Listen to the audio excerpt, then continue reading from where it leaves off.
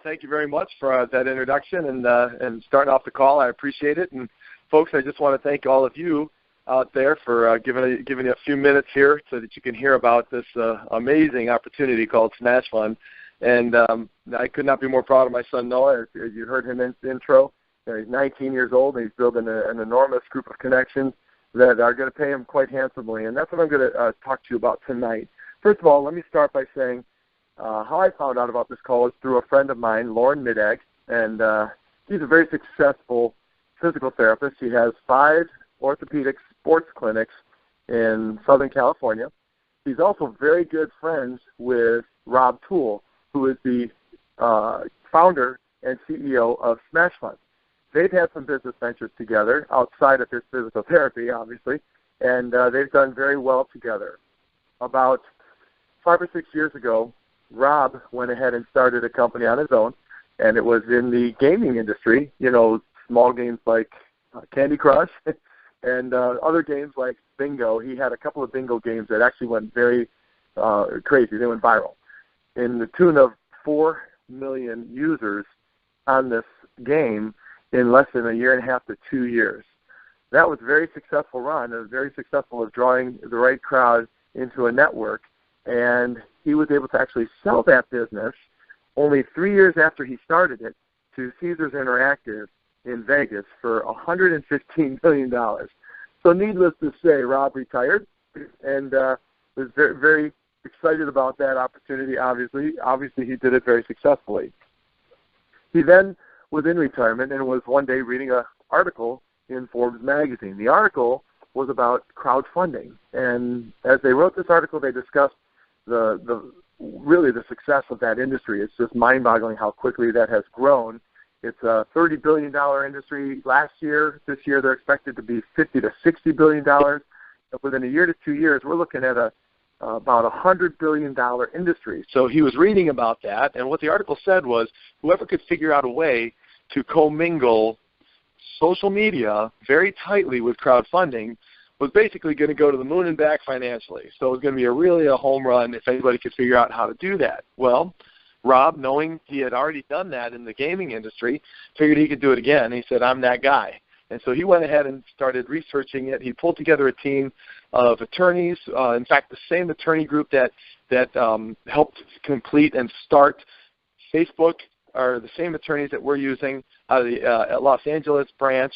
Then we have another set of attorneys that were all for crowdfunding and organizing that and making sure all of that is done properly, and a set of attorneys that were designated just for FTC compliance. So we've really covered our bases with all of this to make sure this is legal in every state, and we're very excited about how that has all come together. He also put a task force together of IT guys and reassembled the whole team that had helped him in the past and was really moving forward in this venture.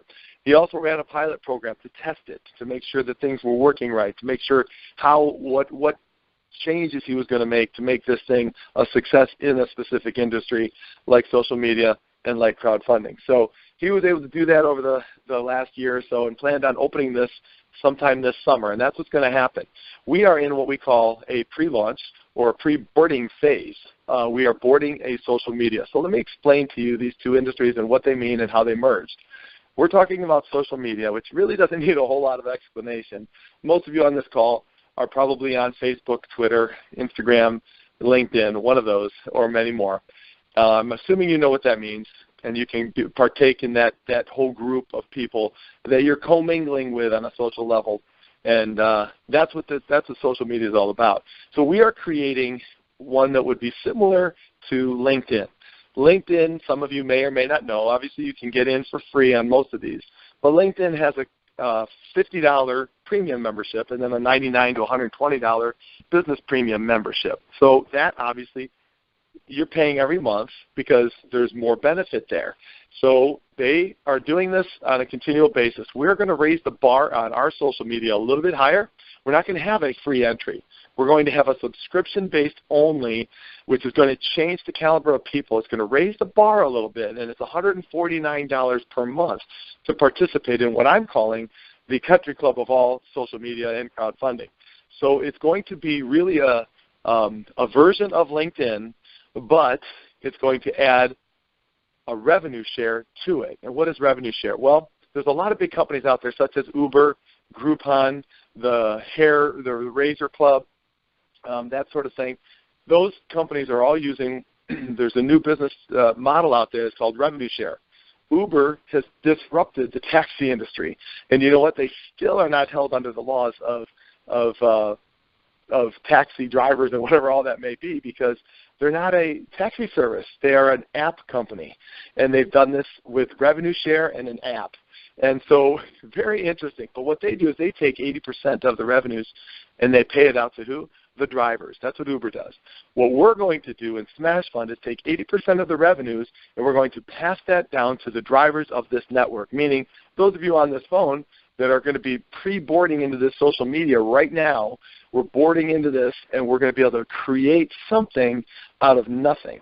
And that's an exciting place to be. There's really a first mover advantage that's available to you by partaking and capturing onto this vision. Then that's what this is. This is a vision and the functionality space that you're going to be able to see everything in its completion in about 2 months. But the pre-boarding phase starts now, and I invite you to partake in that. That's what we're talking about here today.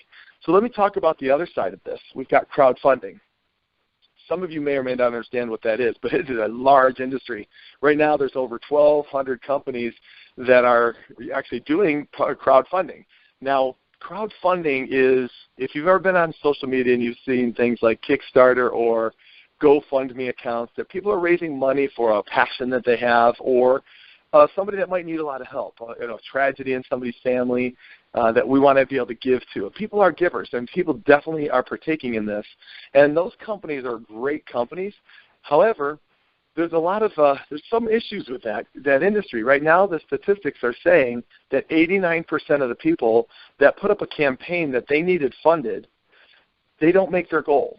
Why don't they make their goal? Well, I'm certainly not an expert at this, but I will tell you part of the reason is they don't know how to market. They don't know how to sell themselves. They don't know how to sell their dream. They don't know how to sell their story. And quite frankly, even if they did, who are they selling it to? Well, they're selling it to their peers and their friends. And you know what they say, birds of a feather flock together. And if you look at the pocketbook size of the person next to you, it might mirror what yours looks like. So we all know that, sometimes that's not the best person to pitch to. So what we're going to have is, again, like I told you, with social media, that's a country club effect, right? Meaning it's going to have a lot of entrepreneurs, spirited people. It's going to have a bent towards crowdfunding because that's what we're here for, right? That's part of what we're here for. And so you're going to get a different caliber of people that will understand your passion a little bit more and will be willing to actually even participate in helping you put that out on all social medias and maybe even fund you as well because of the income that we're able to receive from the revenue share. So it's going to change the face of crowdfunding. Like I said, the statistic is that 89% of the people fail. We want to change that. So I just want you to think about this. If we're all receiving revenue, think about the group that we're creating. I have a friend. His name is Josh, and he's a bodybuilder and a young 22-year-old kid. He trains a lot of people. He wants to start a gym, and he needs $10,000. He wants to put a fund out there for that. Now, what if I go out there and I say, you know what, guys? Hey, Noah, hey, Tony, hey, Joanna, hey, Tom, you know what, you're all part of this crowdfunding venture here. We're a part of SmashFund. Why don't we go all bless Josh this week and get him to succeed? In fact, we're going to call everybody in our network, and we're going to put it out on Facebook, on Twitter, and get recognition to SmashFund through that as well. And then we're going to fund him and say this week, that's our project. What if he raises that $10,000 in a week? What do you think he's going to do? What is he going to do? He's going to tell his whole world. And that story is going to be duplicated and replicated throughout the world, which is why SmashFund is going to become known as the largest player. And we're going to take that that failure rate of 89% and flip it to 89% success rate. That is what we're excited about. Now, I just really want you to envision that tonight when you get off the call, what that could be like when all of these people are coming away with their campaign funded. And some of them are going to self-fund it and forget the entitlement mentality. They're going to create their own network, and the company is going to pay them to do that. So let me explain how that pay and that compensation works, all right?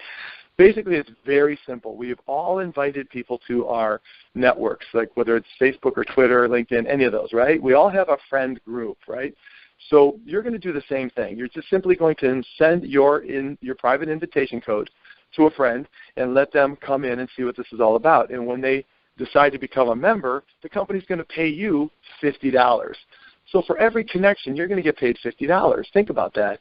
All right. So if you're worried about paying your $149 a month, well, if you simply share this with 3 people, yours is paid for. So it becomes pretty simple.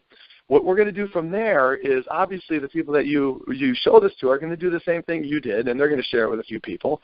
And the people next to you are going to share it with people, right? And then all of a sudden you have these viral connections, we call them, that are going to kind of just end up in your friend group. And the company's going to pay you $4 on every viral connection that stems off of you. It's this social graph. That's what they call it in social media. It's a social graph. And because we're paying, we have to have a graph that is structured so that we know who gets the money. It's very simple. So what we're excited about is the fact that we've got this social graph building, and they're going to pay you $4. And you're thinking, well, how many can they pay on that and still be a solvent company? Well, the answer to that is, you have to, like what I told you when Rob did his gaming thing, he had 4 million users. I'll be honest with you.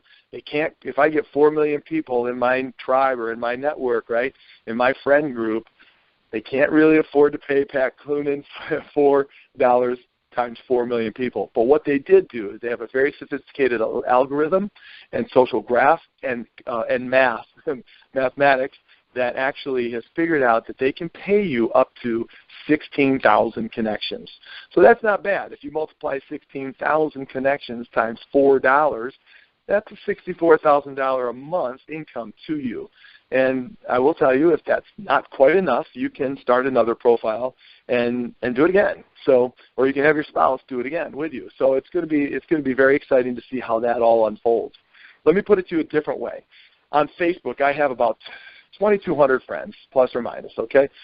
Now, what if Facebook called me up and said, "Hey, Patrick, we're gonna raise the bar here a little bit. I'm gonna, you got to pay a subscription now of $149." I mean, like, I don't know if I want to do that. But they say, well, don't be alarmed by that, because here's what we're going to do. All those people over the last 5, 6, 7 years that you've been inviting to this platform, we're going to pay you $50 on everybody you've personally told, and we've been tracking that, Pat. And you know what? And actually, those have turned into over 2,200. We'll pay you $4 on all those people as well. So think about that. My 2,200 people could pay me easily $8,400 just in $4 bills. Right now, if Facebook decided to wake up and share some of their revenue, obviously you all know where their revenue is coming from, advertising. Guess what?